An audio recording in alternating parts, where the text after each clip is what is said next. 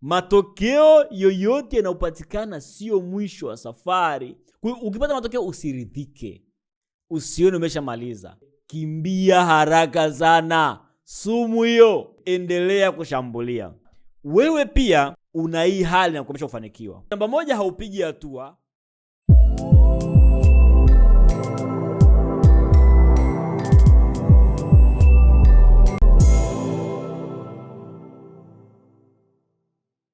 Ongea na kocha jinsi ya kubaki na njaa kali ya mafanikio hata pale unapoanza kupiga hatua. Karibu rafiki yangu mpendwa, kipindi chako pendwa cha Ongea na Kocha. Uko na rafiki yako Kocha Dr. Maketa Amani, daktari, kocha, mwandishi na mkufunzi. Na vipindi hivi rafiki, ninakuwa na furaha sana kwa sababu naongea na wewe kama rafiki yako, na hatuongei tu, bali tunaongea maeneo makubwa matatu. Eneo la kwanza likiwa ni mafanikio, yani kujenga tabia na nidhamu sahihi kwa mafanikio. Eneo la pili likiwa ni fedha, yani kujenga utajiri na uhuru wa kifedha. Na eneo la tatu likiwa ni biashara, yani kujenga biashara na iendesha bila kutegemea wewe moja kwa moja, ambayo tunaita ni mashine ya kuchapa pesa. Rafiki, leo bwana, nataka tuzungumze jambo moja la msingi sana kuhusu kubaki na njaa kali sana ya mafanikio hata baada ya kuwa umepiga hatua. Unajua rafiki, kuna watu ambao unawajua, na tunawajuaga watu wengi sana, ambao walianzia chini kabisa wakiwa hawajafanikiwa, ni maskini, hawana kazi, hawana biashara, na wakapambana sana, wakapambana kweli kweli. Na katika kupambana kwao wakaanza kupiga baadhi ya hatua, wakapata kazi fulani inawalipa, wakaanza biashara inawapatia faida, wakaanza kujenga umaarufu kupitia usanii, kupitia michezo na kadhalika. Lakini ghafla bwana, wakadondoka. Ghafla labda wakafukuzwa kazi, au kazi kaisha, wakapunguzwa kazi, au wengine biashara wakapata hasara ikafa. Wanashuka, na wakisha shuka wanapoteana kabisa, hawaonekani tena. Yani mpaka watu wanadhani ilikuwaje, au mtu labda alipata bahati. Wengine wanakuja na dhana labda alipewa dawa ya kishirikina, mganga, kwa hiyo amechezea masharti, amekiuka masharti ya madawa, na mengine mengi yamekuwa yanazungumzwa. Lakini bwana, mimi rafiki yako nakwambiaga ukweli tu kuhusu mambo ya mafanikio, fedha, biashara, na nimeliona tatizo. Na tatizo ni kubwa kwa wengi. Na mimi sababu nakushauri wewe ufanikiwe, sitaki ni kuache uingie kwenye tatizo. Sitaki uje utoke chini upige hatua alafu ukwame au uanguke, na ikulazimu wewe tena afu ushindo kunyenyuka kutoka kwenye kuanguka. Mimi nataka ufanikiwe, na ukifanikiwa udumu kwenye mafanikio. Yani uendelee kufanikiwa, unadumu, alafu unaendelea kukuza mafanikio. Na hata ukidondoka, hata ukianguka, unarudi tena, kwa sababu kuanguka, kushindwa sio dhambi, sio hukumu ya milele, sio hukumu ya kifo kwenye mafanikio. Ni sehemu ya safari ya mafanikio, ni sehemu ya mchakato mzima wa mafanikio. Lakini sasa ni lazima umejenga imara sana kwenye maarifa ya mafanikio, kwenye mchakato wa mafanikio, kiasi kwamba kuanguka, kukwama, kushindwa hakuwezi kukuzuia. Steve Jobs aliyekuwa mwanzilishi wa kampuni ya Apple, mwanzilishi wa hizi iPhone na nyinginezo, alikuwa na kauli yake maarufu, anasema stay hungry, stay foolish. Sasa anasema mara zote baki na njaa, mara zote baki mjinga. Sawa? Na hii ni kitu muhimu sana kwenye safari ya mafanikio, kwa sababu wengi wanakwama au wanaanza kuanguka pale ambako wanaona kwamba wameshapiga hatua, pale ambako wanaona kwamba hawana haja ya kujisumbua tena, wanaona kwamba hawalazimiki tena kusumbuka, kujifunza tena vitu, washajua kila kitu. Baada ya kuona kwamba mimi sihitaji tena kuhangaika tena kama watu walioko chini. Nikupe mfano mzuri. Unaweza kutana na mtu ambaye amekuzidi vitu vingi, ana hela labda kuliko wewe, ni boss labda kwenye kazi, kwenye biashara, na biashara kubwa kuliko wewe. Alafu cha kusangaza anapiga kazi kuliko wewe, si ndio? Yaani unakuta anawahi kazini, anawahi biashara yeye anafungua kuliko kabla yako wewe, anapambana hata 100 iache, unashangaa anabageni hata 1000, na sasa bosi siwache tu 1000 tu bosi. Yeye anakomana 1000, anataka ipate 1000. Unajiambia mimi ningekuwa kama yeye, mimi hata nisingehangaika kama yeye. Ndio maana haujawa kama yeye. Kwa sababu unafikiri kuna mafanikio ukiyafikia inabidi ile njaa uitulize. Inabidi uache kuonekana unataka sana, na hapo ndipo anguko linapoanzia. Ndio maana mimi ninachokuambia ni kwamba, na tukichukua huu ushauri wa Steve Jobs, bwana, tubaki na njaa na tubaki wajinga. Sasa kubaki na njaa, kubaki wajinga na maana gani? Tunataka tujadili hapa sasa, ili tuweze kuona kwamba tunafanyeje na kuweza kupiga hatua ambazo tunazipiga.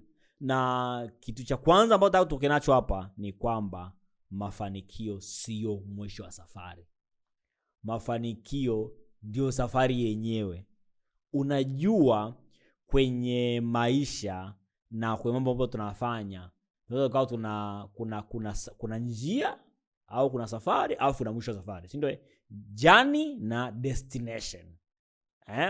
Sasa watu wengi tunadhani kwamba mafanikio, utajiri, biashara ndio mwisho. Yaani kwamba asimi nikishapata kazi na nilipa vizuri, sitasumbuka tena. Au nikipata biashara yani inaniingiza vizuri, sitasumbuka tena. Au nikipata sio kitu gani, au nikijenga nyumba, au nikiwa na gari. Utakapochukulia kitu chochote kama ndio mwisho, kama ndio destination, maana yake ukishakipata ile njaa inashuka, ule msukumo unakuwa haupo tena, na unaona umeshamaliza. Na kitu kibaya sana kwenye hii dunia, kitu kibaya sana kwenye haya maisha, kitu kibaya mno kwenye safari mafanikio ni kudhani kwamba umeshamaliza, ni kuona kwamba umefika mwisho. Kwa sababu ukishaona tu umefika mwisho, ndio unaanza kuanguka. Ukiona tayari umeshajua kila kitu, ndio unaanza kuharibu. Kwa hiyo tambua tangu awali kwamba matokeo yote unayopata sio mwisho, sio kilele, sio ndo kiwango cha mwisho cha kupata, ni sehemu ya safari. Hebu fikiria kwa mfano dunia hii hapa, watu wangeridhika na teknolojia zilizokuwa zinakuja. Magari yalikuwa ya kawaida tu. Watu wangeridhika na kompyuta tu, makompyuta makubwa. Kompyuta kwanza ilikuwa inajaa chumba kizima. Fikiria wangeridhika na simu ambazo zilikuwa za button, simu yani. Tungekuwa wapi leo? Lakini tunajua ni safari, tuendelee kwenda tukapata smartphone. Tuendelee kwenda tukatumia makompyuta makubwa, ikaja desktop, ikaja laptop, imekuja vitu vinazidi kuwa bora, kwa sababu sio mwisho. Matokeo yoyote yanayopatikana sio mwisho wa safari, bali ni sehemu ya safari ambayo mtu anakuwa nayo katika kufanikiwa. Kwa hiyo ukipata matokeo usiridhike, usione umeshamaliza. Badala yake kuwa na njaa zaidi, badala yake kuwa na matamanio zaidi ya kupiga hatua, na ni sawa kabisa. Hakuna shida yoyote. Shida ni ambapo unaridhika na kuona tayari umeshapata. Na ukiona mtu aliyekuzidi anapambana, ikupe msukumo wa wewe kupambana. Ukiona watu wanakuambia usipambane sana bwana, wewe ushapiga hatua, mimi ningekuwa wewe, nisingeke kama wewe, kimbia haraka sana. Sumu hiyo. Wanakulagai ujione kama umeshapiga hatua, alafu unaridhika, unadanganyika na sifa za kijinga, unaanguka. Sawa sawa? Hilo usilikubali hata kidogo kwenye safari yako ya mafanikio. Kitu cha pili, usilinde, endelea kushambulia. Wengi wao ni mashabiki wa mpira. Uzuri mpira kila mtu ni shabiki. Washabiki ni wengi, sio kila mtu samani. Mashabiki ni wengi. Kuna timu zinaingia uwanjani, zinaenda kupaki basi. Unajua zinapaki basi yani. Yaani mnazijua zote. Wanafika pale, wao hawashambuli, wanafunga goli lao moja afu wanakaa pale. Wanalinda goli lao, si ndio? Huo mchezo kwanza unakuaje? Unaboa. Yaani kuna timu mpaka watu wanaanza hii timu hata itolewage tu yani. Yaani hata burudani yani imeziba hapa, si ndio? Lakini timu kama hii ikiwa wamepaki hilo basi hilo, alafu ile timu pinzani ikafanikiwa kuwafunga. nini kinatokea? Uaga wanapaniki vibaya, alafu wanapigwaga chuma nyingi kweli yani. Kwa sababu wanakuwa wanalinda, alafu wanafungwa, wanaanza kushambulia wakashinde, wanaachia goli, wanapigwa chuma za kutosha. Sasa wewe pia una hii hali na kukomesha kufanikiwa. Unaanzia chini, huna cha kupoteza. Unapambana, unapiga biashara, unapata yani mawazo si mapya. Yani unafanya vitu vingi. Unajifunza, ukisikia siku kuna kitabu na kinunua na kisoma. Ukisikia siku kuna biashara gani unajaribu. Yani unafanya mambo mengi kwa sababu unajua huna cha kupoteza, unataka upate. Sasa kwa bahati mbaya sana, ukianza kupata matokeo, unarudi kuanza kulinda. Unaacha kushambulia, unaanza kuhasa, unakuja kusema hasa nikifanya hii nitapoteza hela zangu. Ngoja nisijaribu hii kitu. Hapa unaanza kulinda. Sasa unapolinda maana yake nini? Maana yake namba moja, haupigi hatua, hausongi mbele. Alafu hicho unachokilinda kitapotea tu. Kitapotea chenyewe, utatokea changamoto, utapoteza. Kwa hiyo unajikuta haushambulii, hauingizi vitu vipya, na vile ulivyoko navyo unavipoteza. Sawa? Ndio maana kuambia ili ubaki na njaa kali ya mafanikio, mara zote shambulia. Usiwe kama timu inayopaki basi. Usipaki basi kimafanikio. Wewe shambulia. Baki na njaa ya kujifunza. Baki na njaa ya kuweka kazi. Sawa? Ulikuwa unakesha hujafanikiwa, endelea kukesha baada ya kufanikiwa. Ukijua unasema enzi zangu mimi, enzi zangu wakati naanza biashara, naanza kazi. Ukishaona unasema tu enzi zako, jua umeshaanza kupotea. Na labda useme hivyo kama una miaka 70, 80 kwenda mbele. Lakini kama una chini miaka 70, una miaka 40, 50, 60, huna enzi wewe. Wewe unatakiwa upambane, ujenge mafanikio ambayo ni makubwa. Hata kama umesharidhika, wasema bana na nyumba, na gari, na shida gani, nimeshasomesha watoto, sina shida yote. Una shida kwa sababu kuna kitu ndani yako unatakiwa ukitoe. Kuna zawadi imewekwa ndani yako, kuna muziki uko ndani yako hujaucheza bado, ndio maana uko hai. Sawa?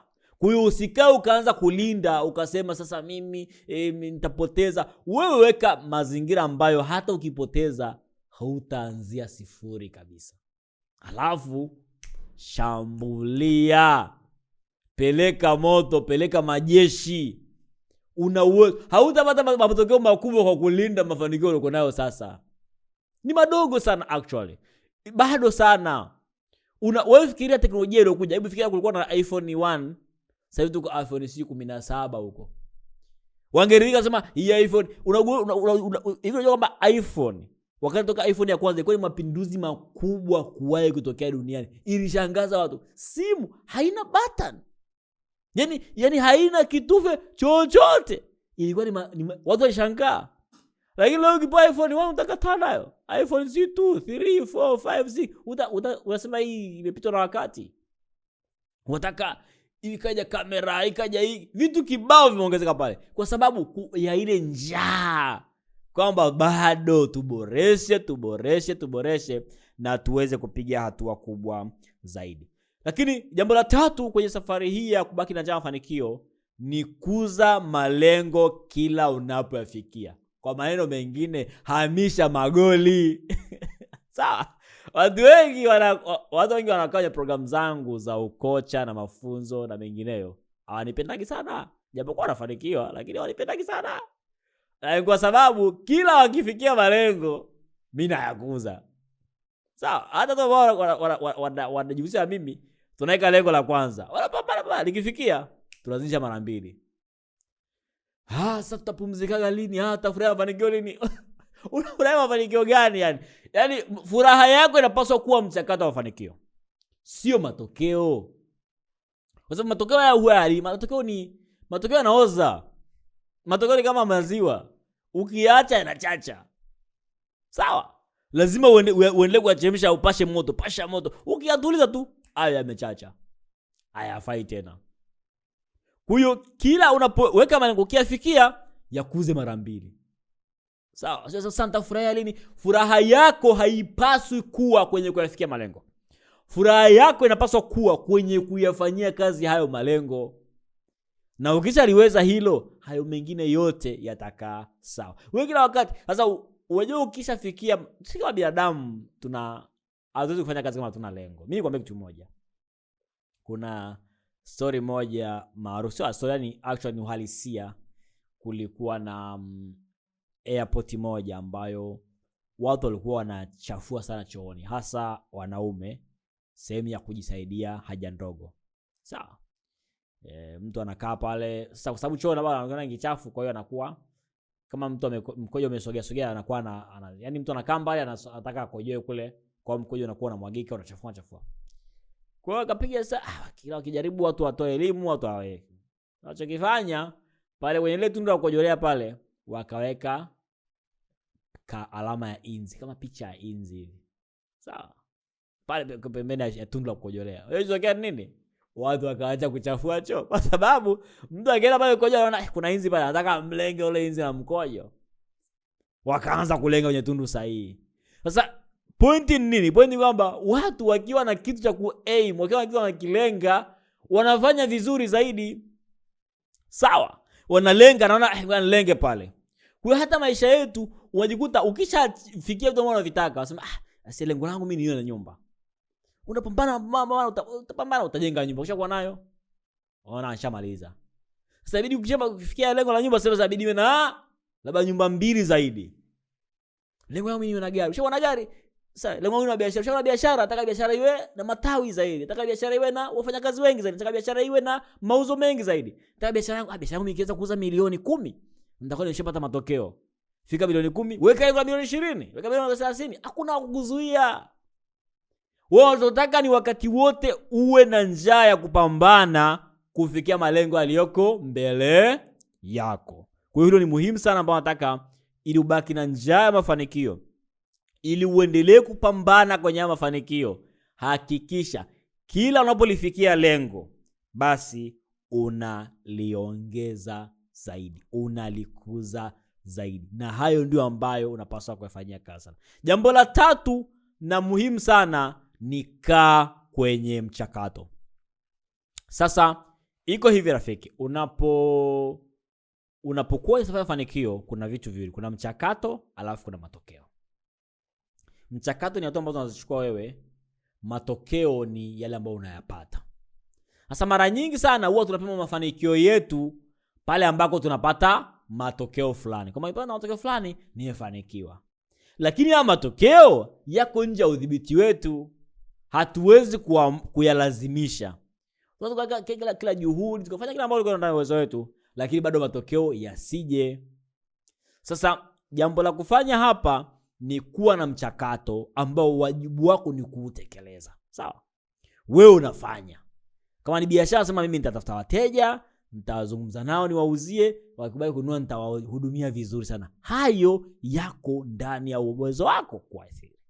Sasa ukifanyia kazi ya kila wakati unatafuta wateja na unawahudumia, maana yake utapata matokeo mazuri. Lakini ukitaka kwamba mimi nataka niuze kiasi fulani, alafu kawa huuzo kiasi, utakata tamaa na kuiacha safari. Kwa hiyo haijalishi umepata matokeo kiasi gani, rudi kwenye mchakato. Sasa mtu mmoja alikuwa anataka kusomea awe mtawa wa Kibudha, akaenda kwa watawa waliobobea, akawauliza, akamwambia mimi nataka nisomee niwe mtawa. Akamwambia sawa. Akampa jukumu lako ni kuchota maji na kupasua kuni. Hilo jukumu hilo, chota maji, pasua kuni. Anafanya. Sasa kibisi wauliza, sasa bibi, sawa nachota maji na pasua kuni. Sasa nikisha kuwa mtawa, nikishapata enlightenment, nitakuwa na majukumu gani?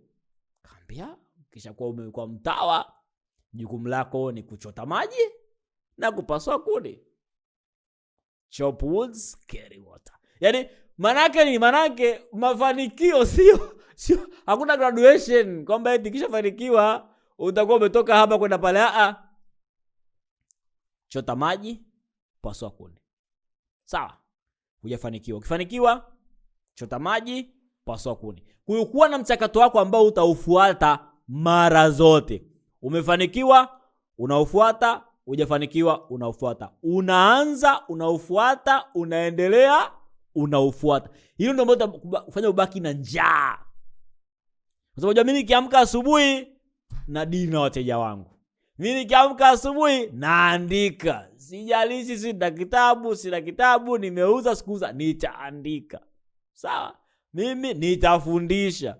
Mimi nitatibu. Yaani huo ndo mchakato wako. Haijalishi umefanikiwa au umepata matokeo gani, wewe unaendelea kubaki kwenye mchakato wako, na huo sasa ndio utakusaidia sana wewe uweze kujenga, kubaki na njaa kali sana mafanikio, inakupatia mafanikio ambayo ni makubwa. Jambo la 5 na la msingi sana na la mwisho kabisa ni kuwa na mfumo wa kukuwajibisha. Si binadamu bwana. Yaani kuna nini hali ya binadamu. Vile kwa kitu kimoja, hata mtu ambaye umemsaidia baba ametoka chini kabisa. Umemsaidia, alikuwa analia. Tunaonaga hii mtu anakuwa anaomba kazi yote naifanya tu, yani mimi kazi yote naifanya, hata nilipata kidogo tu haina shida, mimi nataka tunipate kazi. Mpe kazi, si ndio? Baada ya muda anazoea kazi, anaanza kusema mara mimi kazi hiyo sio jukumu langu. Mara unanilipa kidogo. Maneno mengi. Lakini kabla hajawa na hii kazi alikuwa anaomba na anakuomba. Hadi unashangaa wewe badilikaje? Mbona alikuwa ananiomba atafanya kazi yote, basi ananiambia hawezi kufanya hiyo kazi. Kwa sababu si binadamu, ni asili yetu kuridhika. Yaani hauwezi kama mtu sasa wakati unaanzia chini, una gari, una nyumba, una hela yote, unavuna pambana afu eti ukashapata hivi vitu ukawa na mpambano. Huwezi. Utajisikia tu kasikia na leo bana mimi naumwa. Ukiwa na hela tunaanza mara unaumwa. Mara unaanza kupata safari gani? Ukiwa una hela una nidhamu. Sasa kwa sababu wewe peke yako hauwezi kuvuka hii hali ya kibinadamu, unahitaji uwe na mfumo wa kuwajibisha. Na hapo ulipo sasa hivi huna huo mfumo, kwa sababu watu walokuzunguka hawajafanikiwa sana. Ukifanikiwa kuliko wao, watakuwa wanakuambia rudi nyuma, kwambia bwana usihangaike, wewe tayari. Yaani unahangaika bwana, na wewe tayari una hela tayari, una biashara tayari. Kwa hiyo walokuzunguka hawezi kusukuma ufanikiwe. Lakini sisi tunayo jumuiya ya washirika wa mafanikio. Hii jumuiya bwana inakubananisha.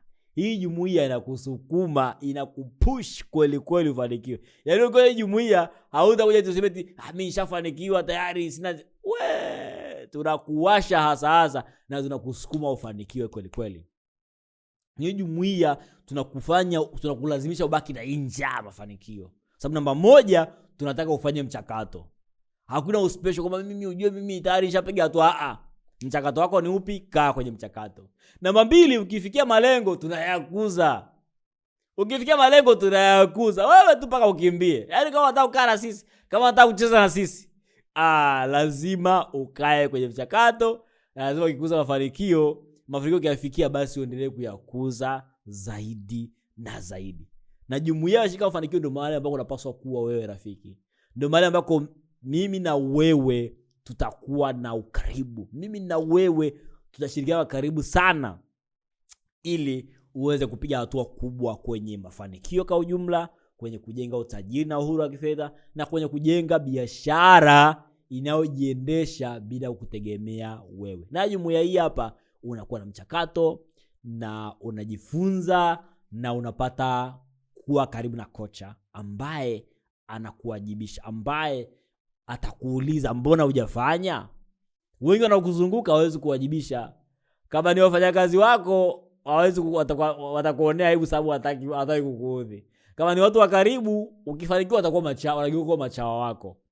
Kwa sababu wajua watapata chochote kitu. Utawatoa out, utawanunulia chakula, utawanunulia pombe, si utawanunulia kitu gani, watakupigia vizinga, hawatakuambia ukweli. Ila mimi hata uwe na mabilionea mangapi, nitakwambia ukweli ukizingua, na nitakwambia ukweli ukitoka nje ya mchakato. Kwa hiyo karibu, njoo kae na sisi. Kama una matamanio ya kufanya makubwa, kama umechoka, unajua umeweza kupiga hatua, umefika mahali unaona umegota, uko ni miaka na miaka, biashara iko hiyo haijapiga hatua kubwa, kazi ni hiyo, kipato ni hicho. Sasa nataka ni kikubwa kuliko wanao kuzunguka, lakini unaona ndani yako kuna kitu bado sijaridhika na hii hali. Waanza kuona kwamba wewe umeshapiga, wewe ushatoboa wewe, lakini una bado, kama kuna ndani yako na hii kitu cha kusukuma, uko sahihi. Kuna mahali hujagusa bado, na ndio maana kualika sasa tufanye kazi kwa karibu. Rafiki, unapojua kwenye jumuiya ya shika mafanikio, una vitabu vya mafanikio kama hivi hapa,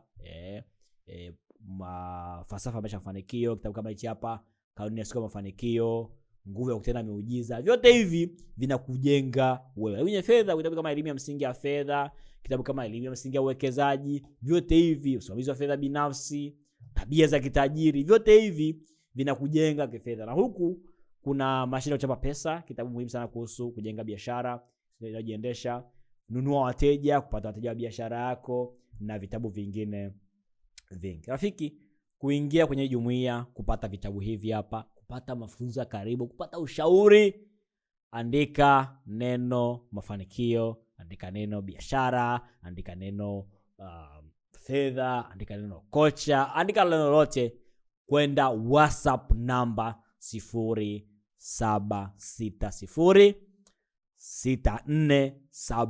0760647171. Ni tuma ujumbe kwenda WhatsApp peke yake, namba 0760647171. Karibu rafiki, tuungane pamoja. Karibu uwe na njaa ya mafanikio. Usiridhike. Kila hatua unayopiga ikusukume kupiga hatua zaidi. Kila malengo unayofikia ujisukume kwa malengo makubwa zaidi. Na hivyo sasa ndivyo utajenga mafanikio makubwa yatakayodumu kwako na hata kwa vizazi vinavyokuja, ili basi uache alama kubwa hapa duniani, ili utumie hazina yako ndani yako, ili uionjeshe dunia upekee ulioko nao wewe. Si pengine rafiki, ni ndani ya jumuiya ya washirika wa mafanikio. Karibu tuambatane pamoja, karibu uweze kufanya makubwa. Asante na uwe na wakati bora.